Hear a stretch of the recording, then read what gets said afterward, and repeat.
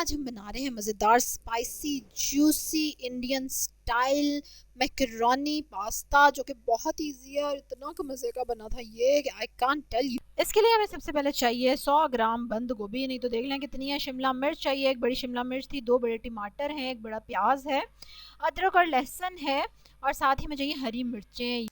अब हम पास्ता शुरू करेंगे। एक पॉट लेंगे, उसमें आपने 1 टेबलस्पून मक्खन डाला और उसमें कीमा डाल देंगे और कीमे को भूनेंगे जब तक कि कीमे का पानी खुश्क हो जाए।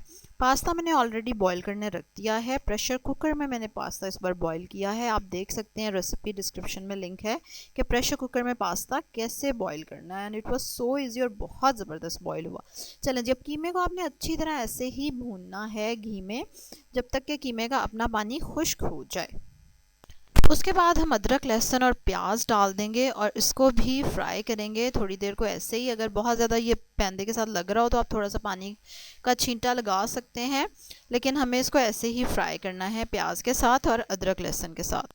जब प्याज अच्छे से फ्राई हो गया कोई 4 मिनट को, तो फिर हमने इसमें टमाटर डाल दिए और थोड़ा सा पानी का छट्टा लगाया, साथ ही हरी मिर्चों का पेस्ट डाल दिया और इसको कवर करके रख देंगे ताकि टमाटर थोड़ा नरम हो जाए। ठीक है, अच्छा, उतनी देर में हम ये अपना स्पाइस मिक्स बना लेते हैं, जिसके लिए हमें चाहिए सोया सॉस, विनेगर, थाइम और ऑरिगेनो।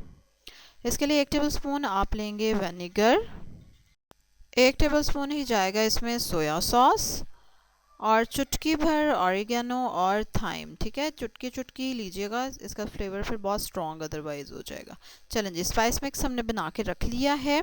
अब मैं आपको दिखाती हूँ। अच्छा, 1 टीस्पून काली मिर्चें भी जाएंगी, याद भूल गया। टमाटर नरम हो गए हैं, अब इसको थोड़ा सा भून लेंगे हम और कि टमाटर का पानी अच्छे से खुश्क हो जाए।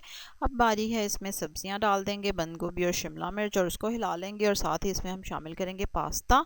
1 पैकेट पूरा है ये पास्ता का, 400 ग्राम, और बहुत ही ज़बरदस्त ये देखें बॉयल हुआ हुआ है। इसकी रेसिपी आप डिस्क्रिप्शन में देख सकते हैं।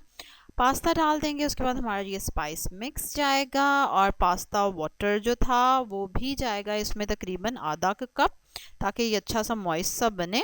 और इसको मिक्स करें और ऊपर ढक्कन दे दें और चूल्हा बंद कर दें।